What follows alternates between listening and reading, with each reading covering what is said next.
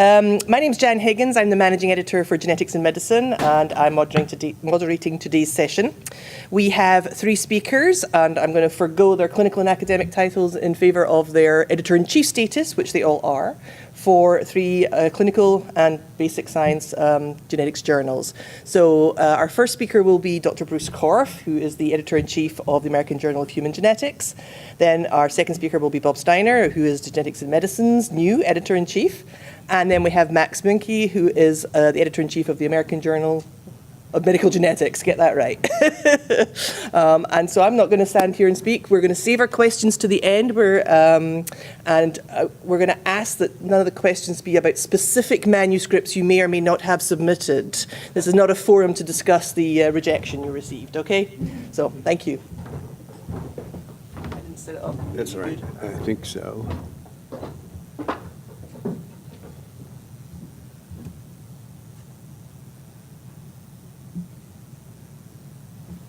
All right, I guess this tells you my disclosures, but here we go. Okay, so I was asked to talk about, well, what I think was the black box of peer review or surviving peer review, and we'll try to give you a kind of a quick overview of, from an editor's point of view at least, some of the critical factors in peer review, which obviously is the major thing that you're going to need to manage if your paper is going to see the light of day. So let me start with a few words about what are editors looking for, what's anybody who's got an interest in the well-being of the journal looking for. And my answer is the following. First of all, a paper that tells a story. It doesn't just present data, but it is advancing our knowledge about the field in some way, and is a kind of contained unit that, for having read it, you feel like you've learned something.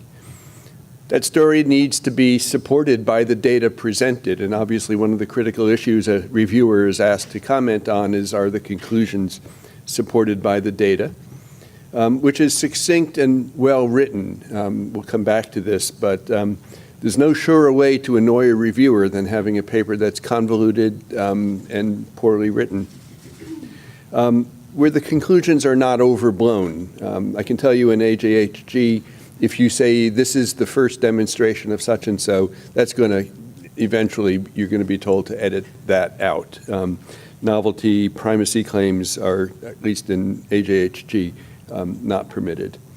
You should make use of the opportunity for pre-submission inquiries if you're working with a paper and want to get a kind of a sense of whether the paper is in the scope of the journal and would be potentially of interest. This is not by any stretch a commitment that it will go out to review, but it saves you some time because your ultimate goal is to get your paper published as quickly as you can have that happen. And if you can figure out in a day that the editors give you a sense, no, this is not likely to be in the scope of the journal or not likely to be reviewed well, better to know that sooner than later and move on. And indeed, it's probably true for all of the journals that will be represented here today. Certainly it is for ACMG. A fair number of papers are rejected without review. And it may not seem it at the time, but I guess it's perceived, at least by us, to be a favor to the author to say this is, from the experience that we have, this is just not going to review well, or from our perception of what the scope of the journal is, this just doesn't fit with where we're trying to move the journal.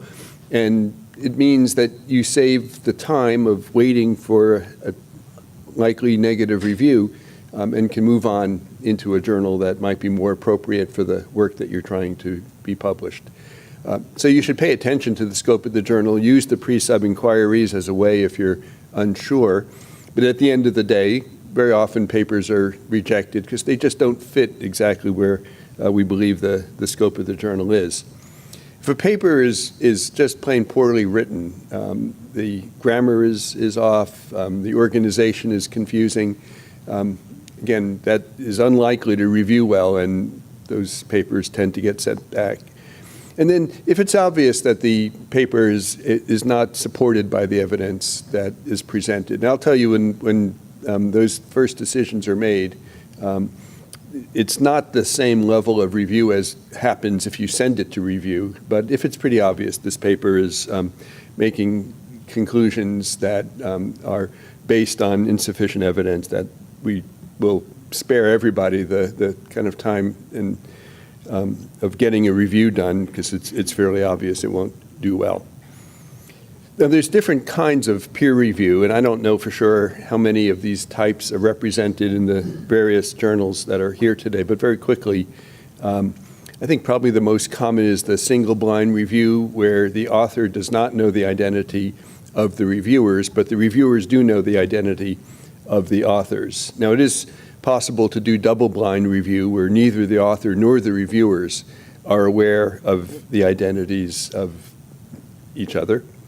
And then the inverse of that would be an open review, where everybody knows who everybody is, where the reviews are signed and where the authors can see exactly who reviewed their paper. Occasionally, we'll have reviewers who will say, it is my policy to sign all my reviews, and if that's what they do, then that's fine with us, but that's not a requirement. And it's a complicated issue. You'll find opinions on both sides of this in terms of whether a signed review is a better or not as good a mechanism. It certainly means that it's a more open process, but it could be argued that people might be less willing to be honest in their opinions if they're going to sign the review.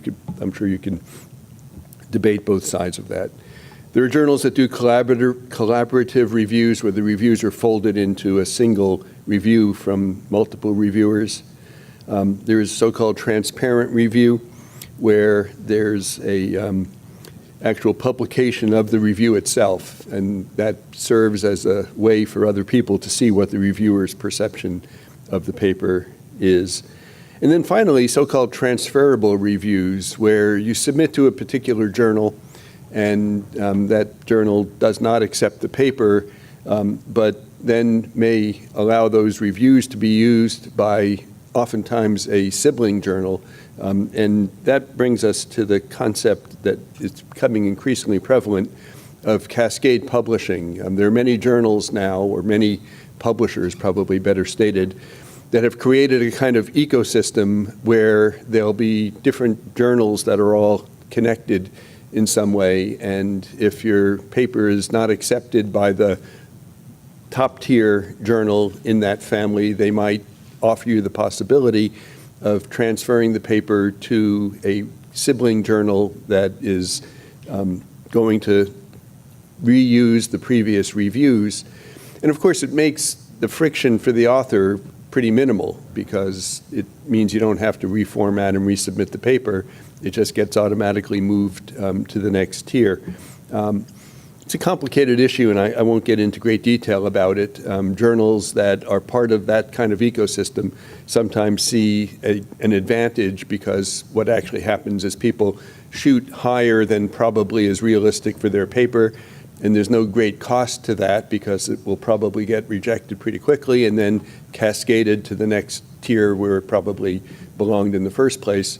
And other journals that aren't part of such an ecosystem potentially may be at a disadvantage, because you might have aimed your paper at that journal in the first place, but if you were shooting for something much higher with probably little realistic possibility of success, then it offers you a kind of safety net, and the other journals kind of lose out in that process. I won't go into any more detail than that.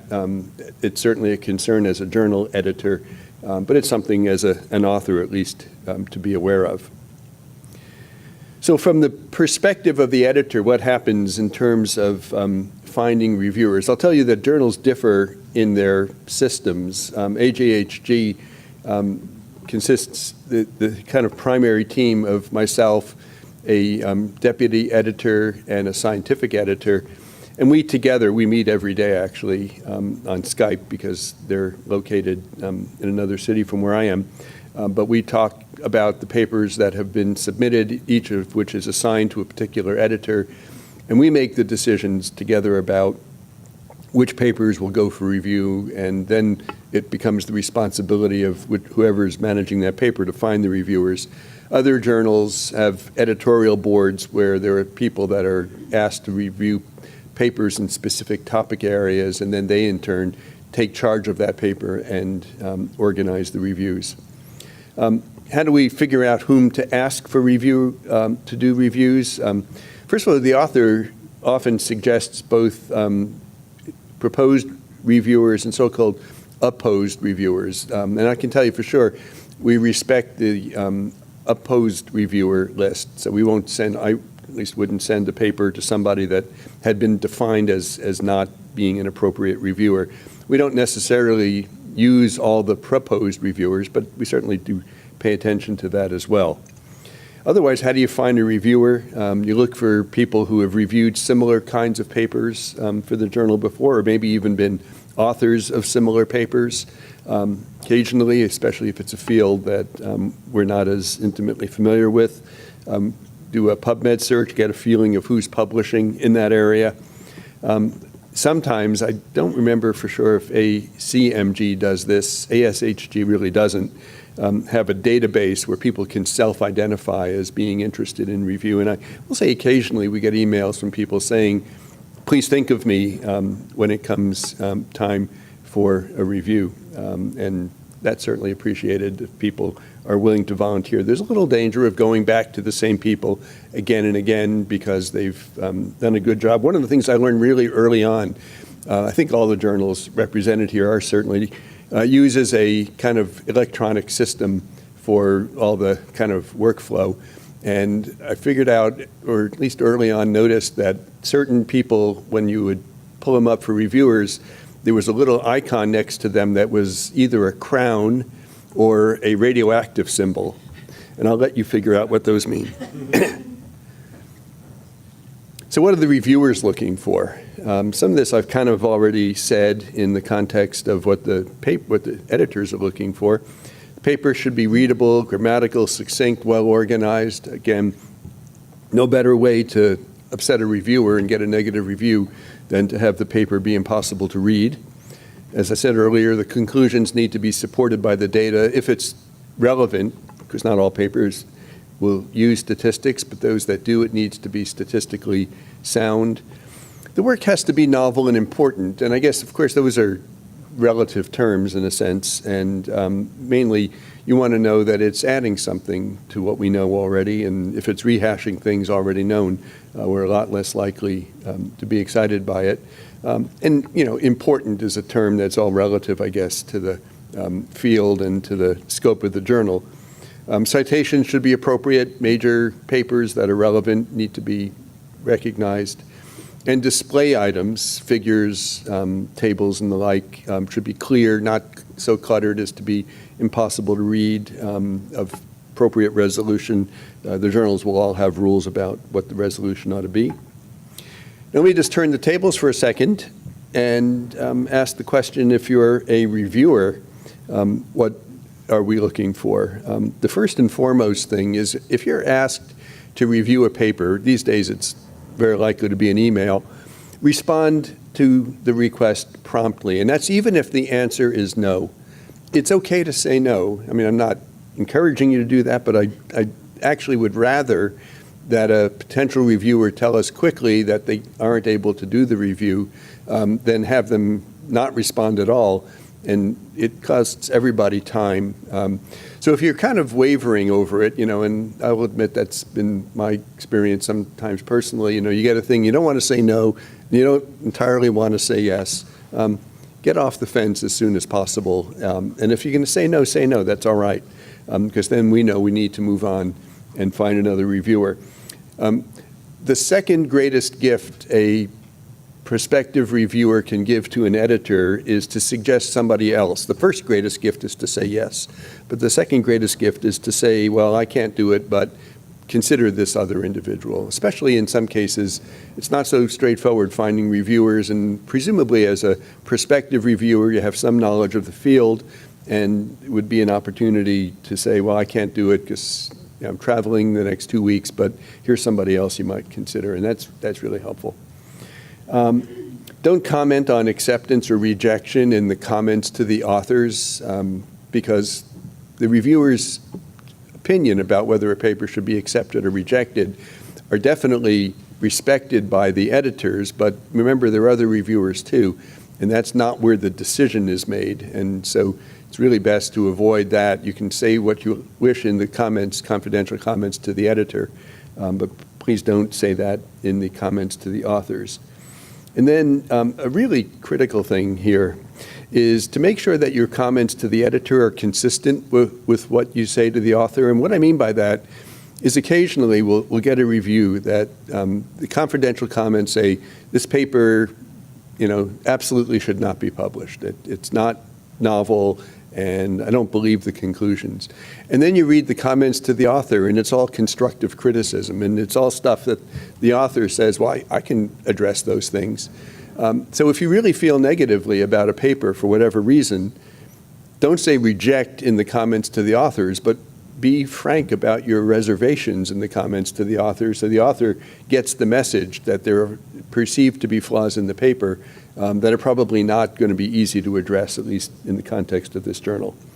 You don't need to rehash the paper in the review. That's not going to help anybody. If you need it for your own sake, edit it out before you put it in, because it just makes the review hard to read. Don't try to rewrite the paper for the author. It's not your job to actually, go through the paper for every spelling change and every small detail. If there are big picture issues about organization of the paper, say so, but again, you're not there to do copy editing for the author. And again, be specific in your comments. Give the author something to work with if you do feel that this is a paper that is worthy of further consideration. Be as specific as possible so the author knows what they can do to improve the paper. I don't think I've yet to see a paper that sailed through review without needing revision. And there's nothing wrong with that, and the papers come out a lot stronger, I think, after a round or two of significant review. So from the author's perspective now, again, what do you do with the review? I guess the first and foremost thing, assuming that the paper is being sent back to you for revision and will undergo further review, politely address the reviewer's suggestions. I think that's been pretty typical. I don't think people are surprised by the need to do that. Most people will thank the reviewers for a point they've made. Obviously, if you feel it's a valid point and something that you can address, that's by far your best course and would be what is likely to make the paper sail through a second round of review. Now, you don't have to agree with everything that the reviewers suggested, but what you should do is to politely rebut whatever was said if you feel that it's not something that you are in agreement with, and explain why. And that may or may not convince the reviewer on a second round of review, but it is something that is valid to do. And if you have strong reasons for feeling that the way you presented things in the first place was appropriate, I think it's fine to say so thoughtfully and politely. Occasionally, I'll say we do get split reviews. One reviewer says this paper is great and has a few suggestions, but otherwise it's fine. And another reviewer feels quite the opposite and feels the paper shouldn't be further considered. We'll think hard about those ourselves as an editorial team as to what to do.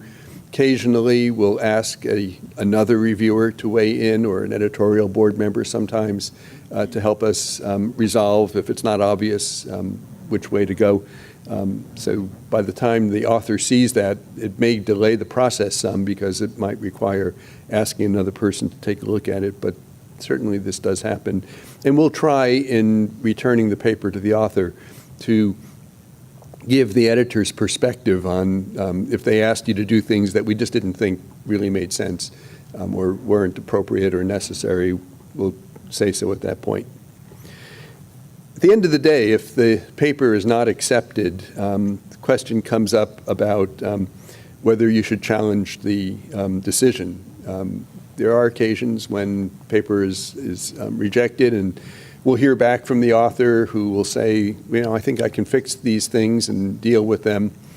Again, that's especially important why it's necessary for the reviewer to be clear if they're going to write comments to the author and they're negative about the paper, to politely say what's wrong with the paper. But if that happens, as an editorial team, we'll take into account what the author's point of view is. I can tell you, I've seen it go either way. Sometimes we'll feel that, this is a paper that you're better off submitting to another place. Occasionally, we'll kind of work with the author and say, okay, we'll rescind the decision or send it back for review because, we understand your perspective and agree that maybe there's a possibility that the paper can be modified in a way that will have a more successful review. And occasionally we'll send it to a different reviewer if we feel that there was just a point in that review that was maybe more harsh than it needed to be. I will say challenging a decision is you don't lose anything but time, but you do lose time, right? So I'm not encouraging you to do that. I guess my first perspective is that if a paper is rejected, it's probably in your best interests to move on, learn from the review, and find another place to send the paper. But if you feel really strongly that something was misunderstood, it's okay to ask to have it be reconsidered. But remember, it is going to cost you some time in terms of moving on. And journals will often limit the number of revisions. We generally go for one round of review and then re-review by the original reviewers if we can make that happen. And then most of the time, the further revisions are handled editorially. Occasionally, they'll go back to a reviewer again. Most of the time, after the first round of review and then re-review, what's left, if the paper has survived to that point, are things that are relatively easy to address. And sometimes it goes back and forth many times. We have certain kind of rules that we follow. An example would be not putting a URL in the text. We won't send something back to review because that was done, but we'll send it back to the author. So some papers go through 4 or 5 plus rounds of revision, mostly to manage all the various rules that we work by. And I think that is all I really had, and I will turn it over to the next speaker.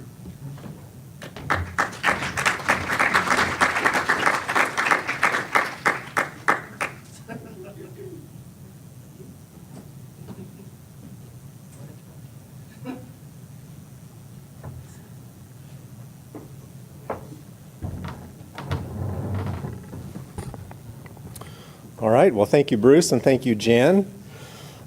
So I'll be talking to you more about ethical pitfalls for writers, reviewers, editors, and publishers. Yeah.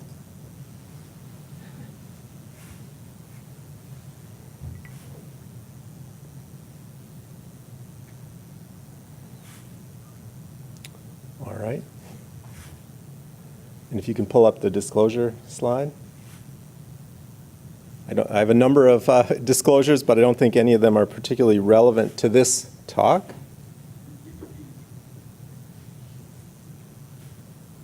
All right. So as Jan said, I'm the relatively new editor-in-chief of Genetics in Medicine. I take over from Jim Evans, which was really a daunting task because Jim was a fabulous editor for so many years. All right, am I able to advance now? Now, I'm not going to have you memorize the acronyms, but just I will be using some of these acronyms throughout the talk. COPE, ICMG, AMWA, WAME, and the Council of Science Editors. But I do want to talk briefly about a couple of other definitions. So you'll hear about errata and corrigenda. This is when we correct published text. Generally, publishers issue erratum for production errors, in other words, errors made by the editors, publishers, and so forth, and corrigendum if the author has made an error. I also want to mention what a retraction is. A retraction is a statement published in an academic journal stating that a peer-reviewed article previously published in the journal should be considered invalid as a source of knowledge.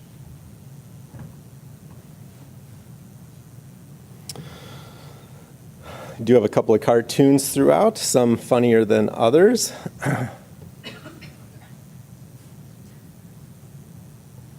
All right, so a brief outline of the talk today. First of all, what are the issues of ethics in publishing? How do journals like ours strive to avoid these pitfalls? I think our main goal is to preserve the integrity of biomedical research publishing and preserve the public's trust. So I'll mention briefly plagiarism, fraudulent peer review, authorship. Under authorship, I'll talk about what merits authorship. We'll mention guest authoring, ghost authoring, and authorship disputes. Then we'll move on to conflicts of interest, competing interests. Research ethics, scientific integrity, scientific misconduct, communicating with authors when ethical concerns arise, and finally, honest publishing errors. So what is plagiarism? And I know Max will talk about this as well, so I'll keep this brief. This is the unauthorized use or close imitation of language and thoughts of another author and representation of them as one's own original work. So one can see plagiarism of others, but there's also self-plagiarism. So we don't like to see text that's been published before, even by the same authors. And finally, duplicate submission. So on occasion, authors have been known to submit essentially the same data, the same manuscript to two different journals, and that's a no-no. Well, how do we identify plagiarism? None of us can keep up, I think, with everything that's been published. So we use some tools to do this. Now, this is not a trivial problem. Plagiarism is quite common. So Jan Higgins, along with Feng-Cheng Lin and Jim Evans, published their results of a review of plagiarism they did, published in 2016. And they found that in 2015, around 17% of manuscripts submitted to Genetics in Medicine had unacceptable levels of plagiarism. So you'll see that percentage is not trivial. So how do we identify plagiarism? Well, sometimes knowledgeable reviewers and editors will detect that when they're reviewing the manuscript. Sometimes an author of an original article notifies the journal after publication that they've recognized some plagiarism. But then perhaps most importantly, we use tools. In our case, we use software called Authenticate to try to identify plagiarism electronically. So what does Authenticate do? It's a software program. It's actually quite powerful that searches through the document and then searches online through a huge database of published material and looks for matches between what's already been published and what's in the manuscript currently in play, and lets us know in the editorial office the degree of copied text. So we run that routinely on the manuscripts that we receive in the office. So imagine yourself as the person in the lower left trying to get their paper accepted at the end.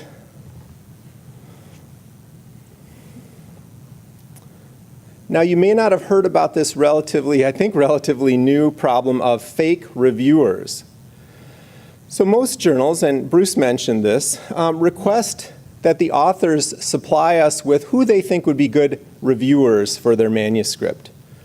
Well, there are recent scams where an author poses as one of these suggested reviewers.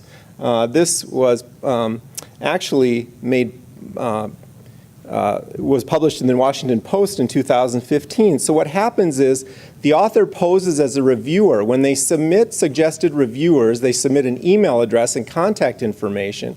Sometimes that email address goes back to the author, him or herself. And then you often, if you fall for it, you'll get glowing reviews back from the author because, of course, they like their paper a lot.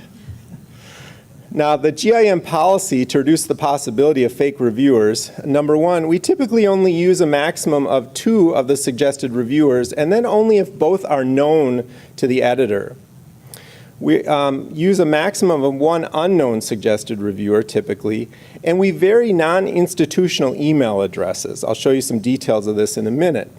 But recently, we've been using a new tool that's available in Editorial Manager that automatically looks at the email domain, the institution, the country of origin, whether this individual has had activity in Editorial Manager previously, and then their ORCID activity, and I'll explain ORCID in a minute. So this shows you some examples. Email addresses that end in .gov or .edu are quite acceptable, but the software is more concerned about email addresses that are more private. Now, that doesn't mean that if you're using your Gmail address, you're automatically going to be flagged and it's a problem, but it does get additional scrutiny because the software is trying to prove that the individual is who they say they are. And then below are some more details of whether or not this reviewer has had activity in our Editorial Manager previously. In other words, whether they've been an author in GIM or a reviewer or even a section editor. So some of you have probably heard about ORCID. ORCID is a system to match a person's published work with themselves. So if you look at this, I did a search for John Smith here, or J. Smith. J. Smith is quite a prolific author, 26,122 articles. But what if you really are John Smith? Any John Smiths in the audience? Next slide. So ORCID, as I said, connects research and researchers. It allows unambiguous assignment of work to a particular author. It's a database of unique researcher identifiers. And what we do as authors is register in ORCID, and from then on you can link all of your published works with your ORCID number. Submission systems are generally integrating ORCID fields in the author information, and some journals make ORCID assignment mandatory. In GIM it's still optional, but we're considering making this mandatory. This one's a little more subtle.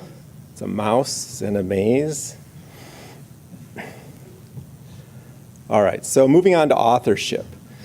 So ACMG has uniform requirements for manuscripts, and authors must meet all of the following criteria. They have to make substantial contributions. They have to draft the article or participating in revision of the article. Number 3, they have to approve of the article to be published, the version that's being submitted. And they have to agree to be accountable for all aspects of the work. Contributors to the work not meeting all of the above should still be called out, but they can be listed in an acknowledgement section. So you don't want to leave anybody out who's contributed, but if their contributions don't rise to the level of authorship, they belong in the acknowledgements. Now, sometimes we'll get a request to change the authorship in a manuscript that's already been submitted. In other words, add an author, omit an author, or change the order of authors. Those changes have to be agreed upon by all the authors. Now, occasionally there will be disputes. The journal editorial office doesn't participate in those disputes. The authors need to work it out themselves. If they can't work it out, it doesn't get published. At least not in our journal.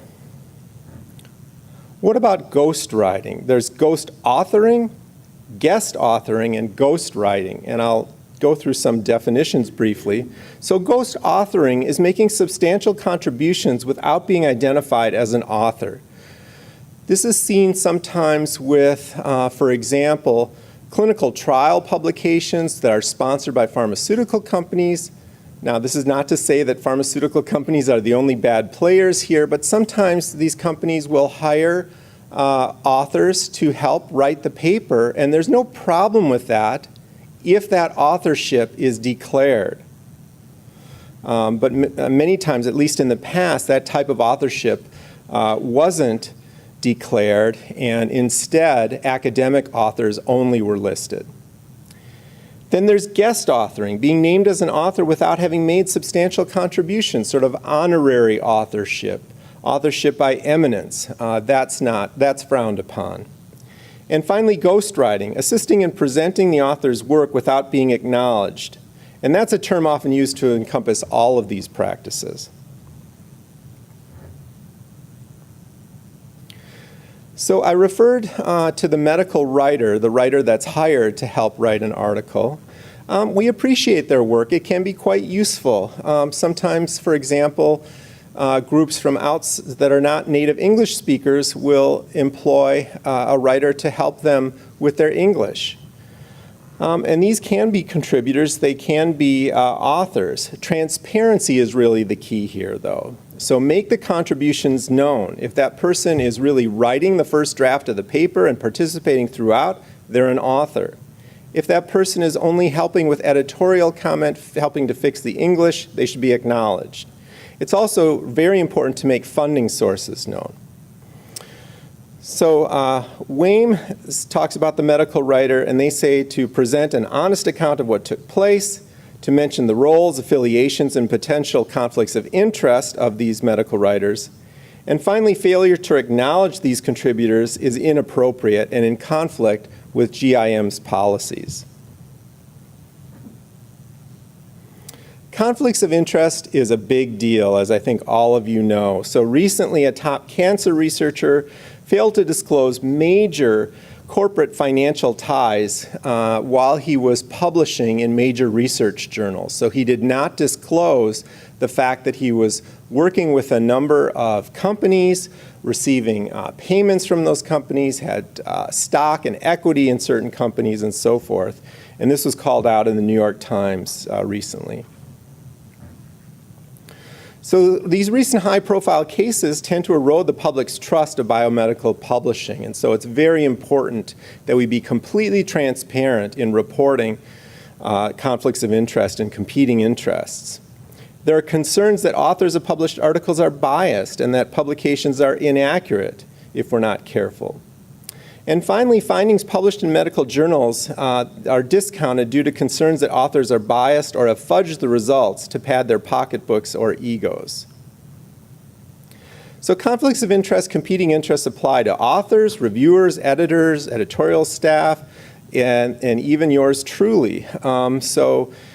Nobody's accepted here. The onus is on the authors to declare the conflicts. And all author conflicts, or none in many cases, need to be stated in the published article. So it's all about transparency and disclosure. I won't go through all of these conflicts of interest policies in detail, but essentially, and I think most of you are familiar with this, you need to report anything that's a potential conflict of interest and be transparent about it. And funding is included as well. What are your funding sources for the data that was collected? Employment is important to report, as are personal financial interests, equity in companies and so forth.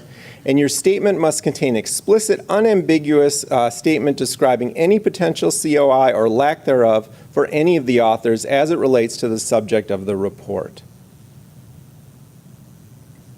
Moving on to research ethics. Just like with conflicts of interest, there are a number of very high-profile cases recently that have posed problematic issues with regard to research ethics. So Dr. He's report that he used the CRISPR-Cas method to edit the germline of twins made the news very recently and is still very prominent in the news, was widely regarded as demonstrating scientific misconduct. Next slide. Medical journals strive to publish only research carried out under the highest ethical standards. Failure to do so, again, can erode the public's trust and diminish the value of what we do. So human studies require institutional approval, IRB or ethics committees, written informed consent of the participants, and adherence to the Declaration of Helsinki Principles. GIM polices this by reviewing every manuscript describing human research to assure that it includes an explicit statement that the work was carried out under such conditions. Scientific integrity has to be maintained. So the work described has to be original, not under consideration elsewhere, and not previously published elsewhere. Now recently there's more use of preprint servers and preprint publications. and we currently allow that. In fact, we're looking at a way to make it more seamless for an author to contribute to both a preprint server and then seamlessly to genetics and medicine. Not all journals allow publication that's been previously published on a preprint server, but GIM currently allows this, and I think this is the direction that publishing is going. Next slide. Just to briefly mention scientific misconduct, we want to avoid publishing work that was done fraudulently. And again, you see two very high-profile cases. Here, in one case, a research assistant used her own blood to be analyzed in a study. And in the other case, there was a surgeon doing laryngotracheal transplants who was fudging the data as well. And his results really were not as positive as he claimed. Next slide. So we do everything we can to maintain the highest standards for the integrity of the published scientific record. We investigate any instances of suspected scientific fraud, image manipulation, plagiarism, duplicate publication, undocumented COI, and other cases that can compromise the research ethics or the journal's scientific integrity. Now, we may opt, if we find evidence of this, to publish corrections, or in serious cases of true scientific misconduct, we ask that the authors retract their paper, and if they don't, and we feel strongly, we can impose a retraction on the paper even against the author's recommendations. In such matters, we consult with guidelines that are available. Next slide, skip this one in the interest of time.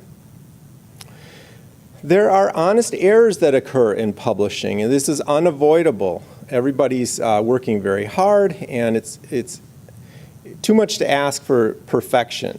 So correcting the literature as soon as possible is critical. That happens via errata and corrigenda. Please make sure your name is spelled correctly when you get the proofs. We can publish addenda and, as I said, retractions, but the main thing is to do this in a timely manner. Sometimes we have ethical concerns and we need to have a communication with the authors. We want to do this objectively and without accusation. So here are some examples of how we might communicate with authors when we've noticed ethical concerns. The authors provide an answer, and if that answer is unacceptable, we can contact the author's institution and funding body. Now, our editorial office, we are not arbiters, we are not accusers. We're seeking more information, and disputes, however, have to be settled by the authors and/or their institutions. Just some resources at the end, and I know you don't have time to copy all these down, so feel free to contact us if you have any questions. Next slide. So thanking Jim and Jan and Max and Bruce for making this possible. I'll stop there. Thank you very much.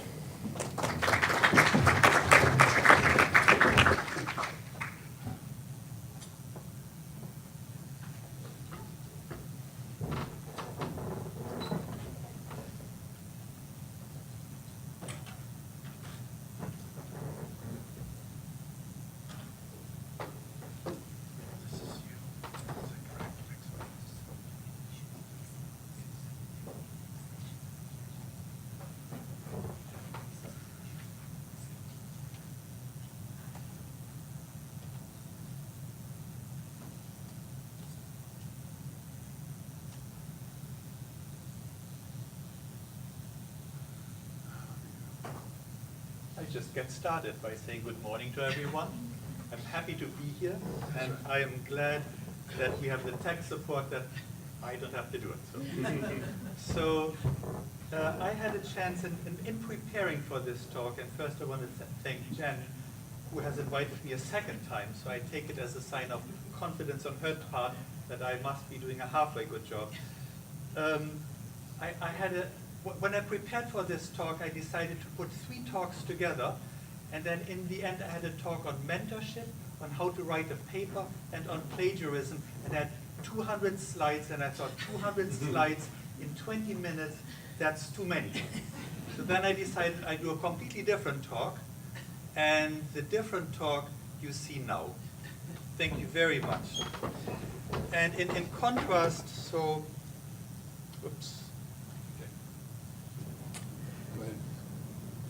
So in my disclosures are, I am editor-in-chief for the American Journal of Medical Genetics, and I'm a federal employee. I will not make any jokes about the government. Come see me afterwards if you want to hear some. I am what I feel passionate about. I'm the director of the NIH Medical Genetics Training Program, and there are several of my trainees sitting in the 4th row, so talk to them afterwards. So the acknowledgements are here, and really my biggest acknowledgements go to those people I've learned from. Those are the members of my lab and then the residents and fellows in the training program. So really, instead of giving you 200 slides on topics that would be far too many, I wanted to make 4 points. One is envision your success. What is your success? How to get to the manuscript. You can tell Bob and I talked about this. We both find plagiarism so important that I also decided to tell you about it. And in the end, I wanted to tell you of the importance of mentors and why it is important to have mentors. So at first when I thought envision your success, I thought I would do some envisioning exercise where you close your eyes and you float on a cloud and you want to see where you are in 10 years from now. And then I decided this is too touchy-feely for a science meeting like this one here. So I just wanted to see what success is for you, and the success for you in your future can be either in a clinical setting, I would venture to say, in a tertiary care setting, in academia, in medical school, in laboratories, in publishing companies, and you have 3 publishers here, so speak to us afterwards. And then, of course, in genetic societies. And there's obviously the American Society of Human Genetics, the American College of Medical Genetics, and we have the chair of the organizing or planning committee here, Dr. Christian Scharf, so speak with him afterwards. Then you learn all about the American College of Medical Genetics, and then there are colleagues here from the American Board of Medical Genetics and Genomics as well. So my focus, even though I have worked for academia, I've worked in a hospital, currently I work for the US government, and I'm working for a publishing company, which is Wiley, I want to focus this on academia, and I want to focus this on a clinical setting or a medical school. And there the saying, and I'm sure there are some of the sayings you have heard, and some of those sayings you can't hear often enough. So the dean of a medical school is known that he can count, but he cannot read. And that's certainly true in part for number of papers. It goes for impact factor. And even though I'm someone who wouldn't agree 100% of that, if you work in a laboratory for 3 years without any paper, I would highly recommend you go after year 1.5 to your mentor and talk to her or him about this, that yes, numbers of publications are important. So your future is really for you to decide where you go, because in the end, I've had trainees who would come to me and say, Max, I know I'm really disappointing you. And I'm thinking, why would you disappoint me? And the person tells me, I want to do 100% clinical work once I leave here. No disappointment to me whatsoever. It would be a success if you become one of the best clinical geneticists, one of the best people who runs a laboratory, if that's what your goal is. But you have to decide very early on what it is, what you want to do. Since I do feel writing manuscripts is important, not just in training, but wherever you are afterwards, I want to just tell you just a few things about publishing a paper. And I am so happy that I'm the last speaker after Bruce and Bob, because they have done already the footwork here. And I think when you write a paper, there are two things, and I won't go over, you have to have data first, and of course at the NIH we say, and you know all of this, in God we trust, everyone else has to provide preliminary data. So if you think about writing a paper, don't go into seclusion without having any thought, without having any data, without having any topic, without having any paper, any patient that you want to write about. And I think probably the most difficult part is really getting started. And the getting started part, since last year I gave a talk where I had this slide in here, set up an appointment with yourself. And one of my trainees came to me and told me she remembered that from last year. So I felt, okay, I'll say it again. Set up a time, set up an appointment with yourself. And in case you were wondering, why do you want to do this, if you think it must be easy to everyone else except for me, there's Nobel laureate Arthur Kornberg who says, if asked to name varieties of mental torture, most scientists would place writing at the top of the list. And one of my trainees who's in the audience, who I promised I won't use her name, but I can say that she's our chief resident, told me the story that her husband would tell her, what's wrong with you? Why are you cleaning the house? You have a paper to write? I can tell a wise husband here. So the next part is, of course, which journal? Where do you want to submit this to? And I would not underestimate the time to spend that you want to do in coming up with a journal that's appropriate.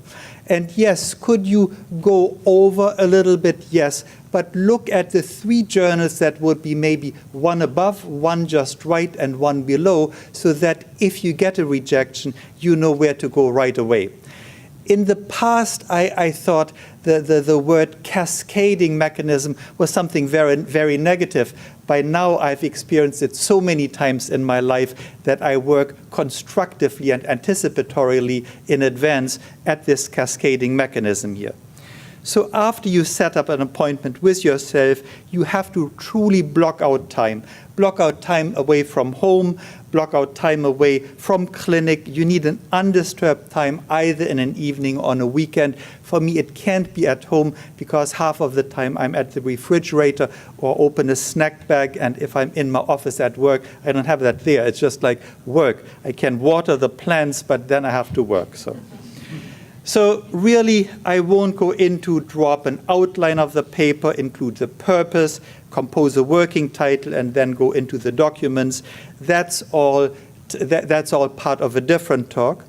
I think the part that I want to emphasize is really the one that both my previous speakers emphasized, and I can look around. I'm not the only one in this room who is a non-native English speaker here. I see a few more. Just can I see a change of hand here? Okay, there are a number of you there. So I find it very important, and I find it important that it's time well invested that you read very thin books like The Elements of Style that's written by Strunk and White, and E.B. White is the one who anyone who has kids would know. E.B. White's book on Charlotte's Web, beautifully written, succinct, just beautiful. Elephants of Style on writing. Then another one of my favorites, I didn't put the book title in here, is called The Glamour of Grammar. It's just a beautiful book, and you want to do this. So here, this is the book for those of you, again, for those who are native speakers, you're all fine with punctuation. Eats, shoots, and leaves, and wherever you put the comma there, it gets you a different content there. To me, when I go to an institution of higher learning and I see the word men's room with the apostrophe after the S, it just twists my stomach. Likewise, when I see this in an article, when I see this in the abstract, I'm thinking, I have to convince myself not to reject it just for the wrong apostrophe, but I have to read through it, actually. And I do, in case you were wondering. So then, of course, there are many manuals out there. And for those of you who are not native speakers, please have it read by a native speaker. It's of utmost importance. Lastly, or actually 2 more points, plagiarism, and I will make this short. There are many definitions, and you have heard them before. I think what is wonderful, if you go to the Committee on Publication Ethics or COPE, or look at, I before had always called it WAMI, but it's called WAME, I understand from Bob now, here the World Association of Medical Editors definition on plagiarism. So just a quick one, what types of plagiarisms are there? And so that I didn't plagiarize, I put the authors where I got it from on top. Plagiarism of ideas. These are, of course, difficult to detect, and they're really a serious offense once they are detected. And I think at NIH, we always use a Francis Collins line. He says, if you find yourself with this story on the front page of the Washington Post, how would it make you feel? So if it would make you feel bad, don't do it. So, plagiarism of text, that's direct plagiarism, mosaic plagiarism, self-plagiarism, that's stealing one's own work. And until I read all about plagiarism, I was a heavy offender on the self-plagiarism, because you can say, some people in the audience may know my group works on holoprosencephaly. You can only explain it in so many ways, and we have said it many times the same. Then there is the intentional plagiarism or the unintentional, and both. Be very careful when you do this. So the next one comes a challenge here. The next one is the one where, if it works, we would have a movie here now, and we do. Barack and I were raised It with works. so many of the same values. Like, you work hard for what you want in life. Obviously, Michelle That your Obama word is your bond, and that you Melania do what Trump. you say you're going to do. My parents impressed on me the values that you work hard for what you want in life, that your word is your bond, and you do what you say and keep your promise. That you treat people with dignity and respect, even if you don't know them and even if you don't agree with them. That you treat people with respect. They taught and showed me values and morals in their daily life. That is a lesson that I continue to pass along to our son. And we need to pass those lessons on to the many generations to follow. And Barack and I set out to build lives guided by these values and to pass them on to the next generation, because we want our children and all children in this nation to know that the only limit to the height of your achievements is the reach of your dreams and your willingness to work hard for them. Because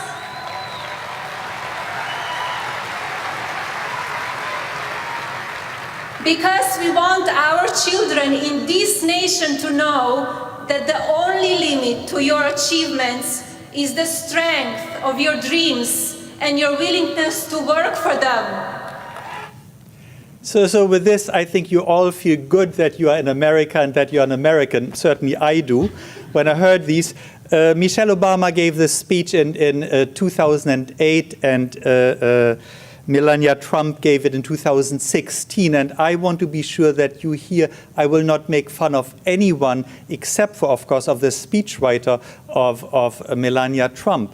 And so it's embarrassing. So you don't want to be at the front of the Washington Post or on CBS News here. So you learned already about authenticate, so the article that had, so this is what I see when I, as an editor, and the American Journal of Medical Genetics has about 1,200 articles a year. That means when I open my computer in the morning, I'm an early riser, there are 5 new submissions there, and I have to be quick. I can't spend a half hour on every single article. And what I see on the very first page, I see for every single article, I see the authenticate percentage. And this article, I thought, I felt I wanted to take a screenshot of. This was 78% of this article was identical to a previously published article, not in the preprint version, but as a published article. And you can see what happened to this article. It was not sent out for review, but there was an editor reject to it. So what I would highly recommend to those of you, many libraries and medical schools in academia, you can go to your librarian and give your article, the electronic version, send it to him or her, and have it checked for authenticate. Then you see, oh my God, I can't believe I copied half of this off from this person, or I copied half of this off from my mentor. So, long story short, you don't want to do this. I have to quote Jen Higgins' article, and the reason is really I went into great length and detail to discussing it. I find it striking that out of 100% of submitted articles, there were at least 17% who have unacceptable letters of percentages of authenticate, and more so, I was particularly struck as a foreigner, most of these were by foreigners who either wanted to flatter their mentors or their potential reviewers, or thought, I can't just say it as well as they can. So in short is, don't do it. Causes of plagiarism, here are the obvious ones. If you do well, you get a promotion, salary increase, can buy a house with a pool, have a large family, get tenure, increase your academic status. But long story short, don't do it. So this gets me to my last point in my last 2.5 minutes here, and that is the importance of mentors. And I will stay to, so what does it have to do with publishing?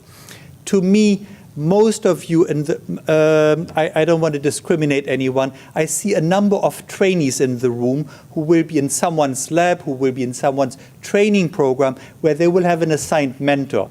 I have had in my life, I worked with Dr. Elaine Sakai in clinical genetics at CHOP, outstanding mentor. She would not let any paper off the desk that she hadn't edited at least 5 to 10 times. Then I've worked in Uta Franke's lab. Likewise, she was more John Opitz than John Opitz himself. Then I worked in Bob Nussbaum's lab. Bob Nussbaum was a little bit more wider and a little bit more expensive, so that was a different learning experience and very wonderful as well. So long story short, I highly recommend that you not only have your one mentor, but that you nurture other mentors in your area. And these can be mentors from a previous time of your career. And I want to just allude to a paper for self-serving reasons here, Mentors Without Borders. You go to this, and there it says, colleagues are a wonderful thing, but last, mentors, that's where the work really gets done. And then that's by I can't read it here, but then the top one, Madeleine Albright on the top left, there's a special place in hell for women who do not help other women. Of course, that the same thing is true for men as well. And the other article that I would like to recommend is one by Judy Hall, reflecting on her academic career, where she goes over the trajectory of an academic career and what you might want to consider when. And I would highly recommend you read this article. So in summary, we talked about envisioning your success, very important. What's success for you? And there's no one else who can tell you that, not your mom, not your dad, not your spouse, not your significant other. Talked about how to get to the manuscript stage, how to spot and avoid plagiarism, and the importance of mentoring. And then the last, it sounds like a commercial, taking straight off the internet, which of course I did. Here you can stop the waves, but you can learn how to surf. And then a little braggingly, me at the beach here doing a headstand at my age. And thank you very much for your attention. So.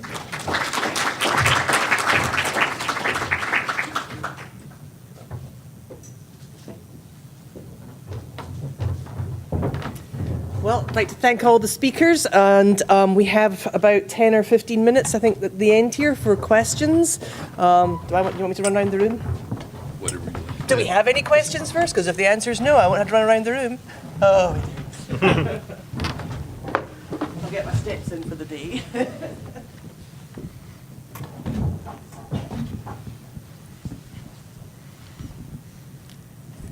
Morning.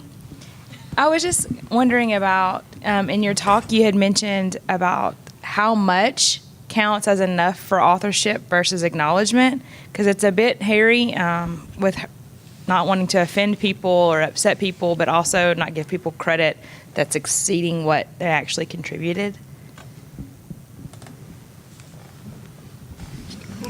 So I'll start. Can you hear me? Okay. Well, it's really the senior or contributing author's decision, the person who's taking responsibility overall for your work, who has to make that sometimes difficult decision. It's not 100% objective, so we can't give you highly specific criteria for which to decide other than the guidance that was provided in our slides. The bottom line is, I think you have to feel comfortable with your decision, and the author, who is either going to be included as an author or acknowledged, should also be comfortable. But I'll ask my other two esteemed colleagues to comment as well. Yeah, some journals will actually have a specific segment near the acknowledgments, which will explain what the contributions of individual authors were. And our journal does not do that, but I know that often is done. And it's something we've thought about because it is a bit more transparent, not only to the reader, but even later on to promotion and tenure committees and the like. I will actually, though, turn this around for a second and give you a little anecdote that I think is really important when you're invited to be an author. And that is, so we had a paper that was retracted in the last year or so, and it was actually, the retraction was initiated by the author.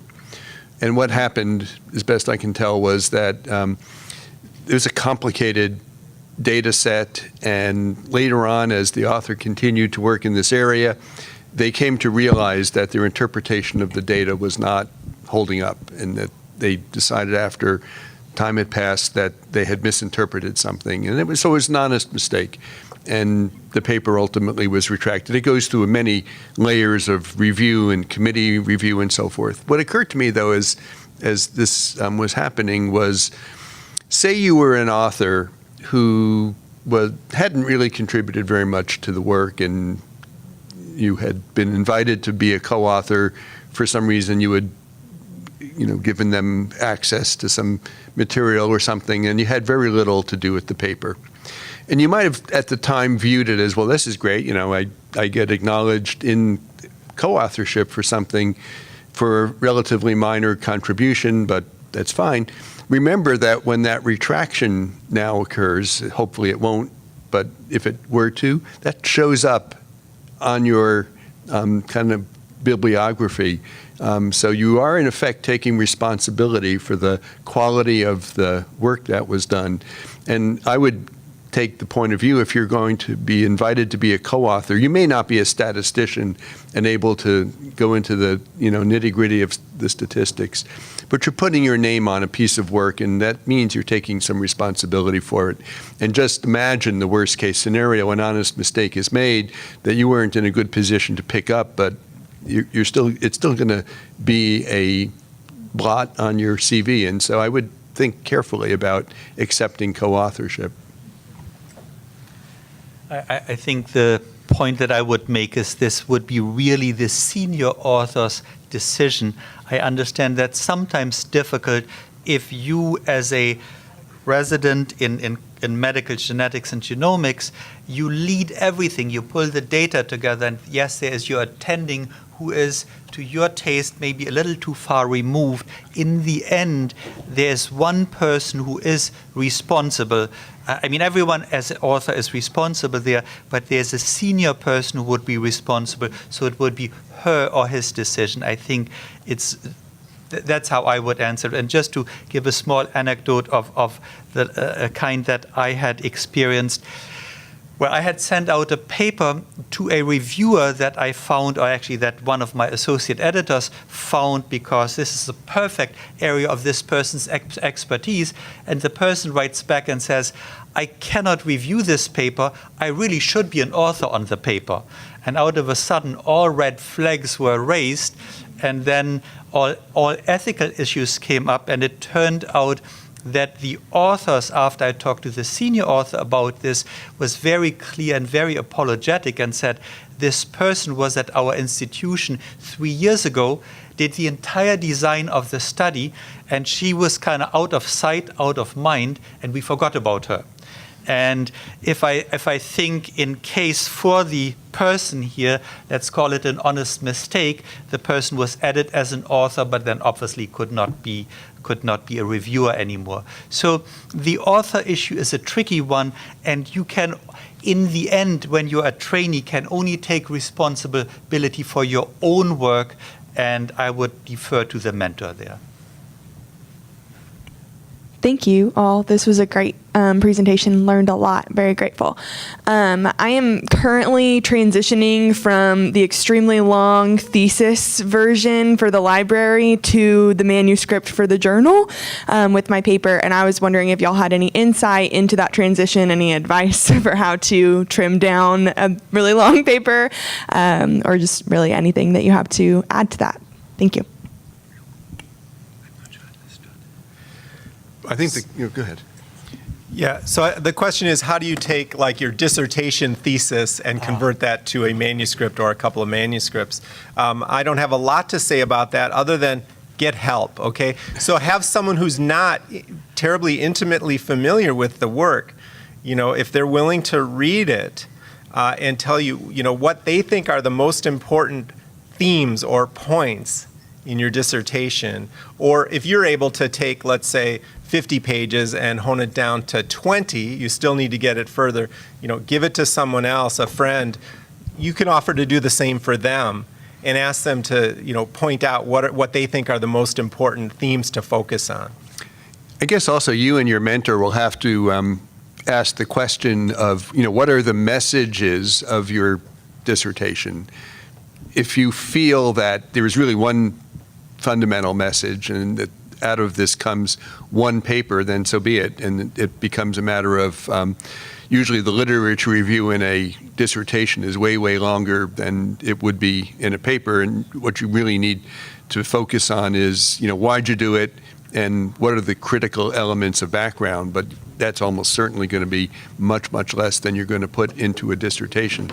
On the other hand, many times dissertations are not just one paper, really. There are many chapters to the dissertation, each of which tells a story, and probably each of which could evolve into a paper. So I can't really answer without knowing the details of the work you've done, and that's between you and your mentor. I can tell you in our institution, and I bet it's true in many others, people are actually able to use published papers that they've created as students really embedded in their dissertation. So sometimes it's the opposite. The dissertation doesn't get distilled into a paper, but the papers get kind of built into the dissertation. And maybe you're at this point, you're too far along. Again, if you were somewhere, have finished your experiments and you're done with the data, sometimes that's the time to discuss with your mentor, is there room for a review article before I write my thesis? And if so, it would be a good thing for your mentor to contact journal editors. Where would a review on this topic fit best? And then I've seen either entire papers, as Dr. Korf said, entire papers end up in your thesis, or parts of the papers, especially of a review article, end up in your introduction and in part of the discussion. Hello, good morning. I'm Linda. I'm a third year in a combined peds and genetics training program currently. So this is something that has come up actually when I've been working with other attendings in other fields and writing case reports on interesting patients. I know that technically if it's just one patient, and it's kind of an ethical question, you don't need to go through like an informed consent process. And I've just gotten a lot of conflicting messages from different attendings about how to go about that, especially when it's a very unique presentation where if the family were to somehow come across this paper, they would obviously recognize it as their child. And so I was just wondering what tips you had for navigating those kind of situations. I think maybe I would step back. even before thinking about consent and what the journal requires, I would always present this to the family. We would like to write this up. Would you feel comfortable with it? And keep the family posted with, they don't have to see every draft, but that they would see this is the final version here. If we include photos, obviously without any other identifying informations there, we would need photo consent. And in the end, most journals will require some form of consent there. So, Yeah, I think keeping the family in the process, as Max said, is really a good practice in general, not specific, to publishing even, but to any of the ways in which you might engage them. There will be IRB issues. Usually with a single case report, though, you don't need to have a protocol if it was a clinical encounter that you're writing up. And although it's true that you will be required to document that consent for the photography was done, that's actually not as much an assurance as you might imagine, because very often, I can tell you, if we take pictures in clinic all the time, we get consent. We don't know if we're going to publish it or not, but that later on stands as the consent. And so it's not exactly, it probably says in there that it might be published, but that may or may not be known to the family at the time when it does get published. And I do think it's a good practice to keep people apprised of what you're doing. And frankly, it's a service to them in a way to tell the world about what happened, because it attracts other people thinking about the same thing. So usually they'll appreciate it. Different IRBs may have different recommendations, and different journals may have different requirements. So consider checking with your own IRB ahead of time. Just ask them, or go on. Many times their website will even have information about what to do with case reports. And then check with journals. Some journals, may not publish case reports, but those that do, if you have a target journal, see what they say about IRB and consent requirements for case reports. and maybe the last point is, going back to the first one that Bruce and that the three of us said, is keeping the family abreast where this is at, because what can happen is there's one journal out there that will remain nameless that wants their photo consent form signed. If you have a case series of 100 patients, this is a heck of a lot of work. But if you have a good relationship with the family that, oh, okay, sounds fine to me. I signed one photo consent form before, I'm signing another one now. It doesn't matter one bit. So it really means to have a close working relationship with the family. Are there journals out there where like a verbal consent from a family would be sufficient? Not for photographs, but for the actual report. Yeah. That just maybe mixed messages from different attendees. Yeah, I don't know that the journals require documentation of consent to publish the report itself, but it does for photography. Good morning, and thank you for your presentations. I have a question about self-plagiarism. For some conditions or syndromes, it seems like there's only a few ways to describe it. How can you prevent self-plagiarizing? You're the expert. I mean, as I said, I've been the biggest offender of that. Many of our articles start with holoprosencephaly is the most common developmental anomaly of the human forebrain. And you can only rewrite that in so many ways. Then when you think of your entire paper versus one sentence, it only goes by chunks of words, that the word holoprosencephaly would appear multiple times in an article from my lab. That's not plagiarism. That's just stating what patients you study. So I think if you were to go through the exercise of authenticate, go to your librarian and ask, how many times have I done this? If you have anything that's more than one sentence, I would change the wording. The other thing I would add is when you come to write the paper, think about what the reader cares to know. And what the reader mostly cares to know in the context of a paper reporting a new finding in a particular phenotype, for example, is what have you done and what did you find? And sometimes I find that stock phrases at the beginning of a paper could easily be eliminated without destroying the meaning of the paper. And so think carefully about not putting in stuff that doesn't really add to the meaning of the paper. And I guess the other thing, which I'm probably as guilty of this as anybody, but if you become a sort of go-to person on a particular condition, there's only so many reviews the world needs on many of these. And if you're finding it impossible to find a new way to say it, maybe that isn't a paper you need to be focusing on. Hi, thank you so much for this workshop. I'm a clinical genetic counselor and in the process of splitting a qualitative paper in 2 different pathways. What I wanted to know is, because the premise and the materials and methods are the same basis that you're using, what are some of the common mistakes that people do when they split that data for using the same, like introduction, background, materials and methods for 2 different articles? I wasn't able to hear 100% of that, I'm afraid. Can you maybe just restate it? Hold the microphone closer. Yeah, sorry. So my question was, I'm in the process of splitting a qualitative article in 2 different pathways.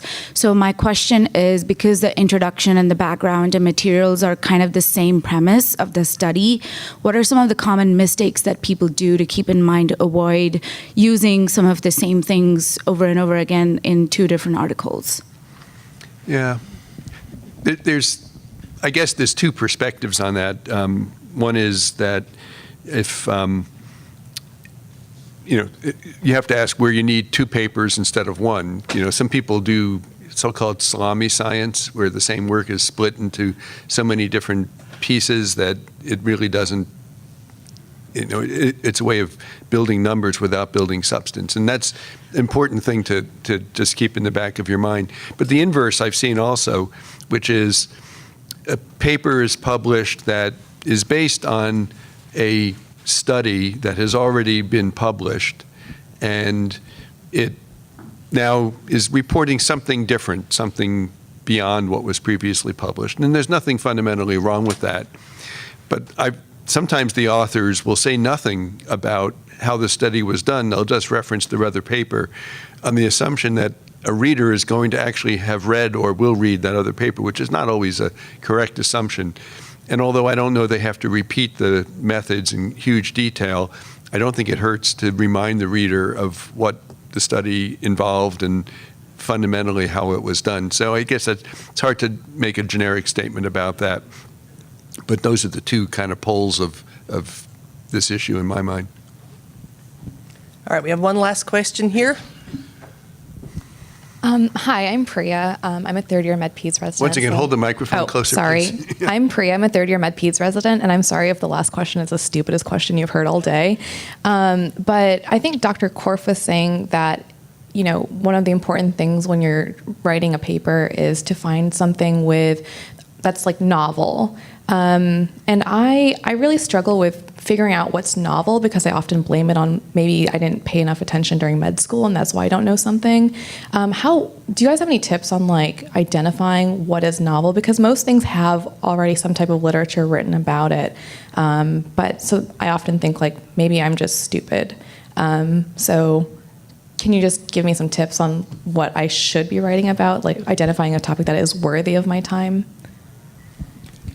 I guess, you could look at it from the point of view that why would somebody want to read this if you're rehashing things anybody who cares about this topic already knows, then I'm not quite sure what the point of your writing it or anybody else reading it would be. So put yourself in the shoes of the reader for just a moment and ask, why would I bother reading past the first sentence of this paper, and what am I going to learn that I don't already know?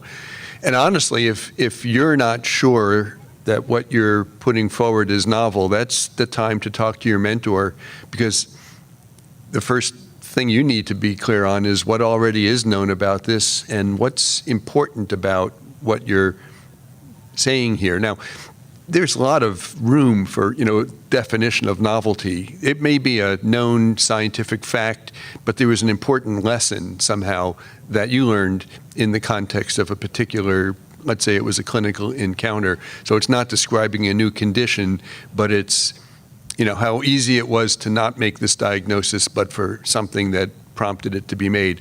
There may be room for papers like that. It won't be in every journal, but there may well be places. So just ask, why would a reader read past the first sentence? What are you saying that they can't get somewhere else?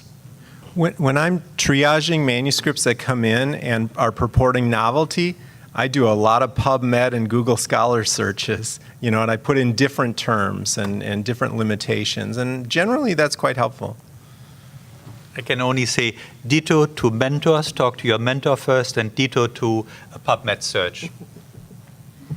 All right. Well, thank you very much again. It was a great session, and thank you all for coming. Thank you. This was fun.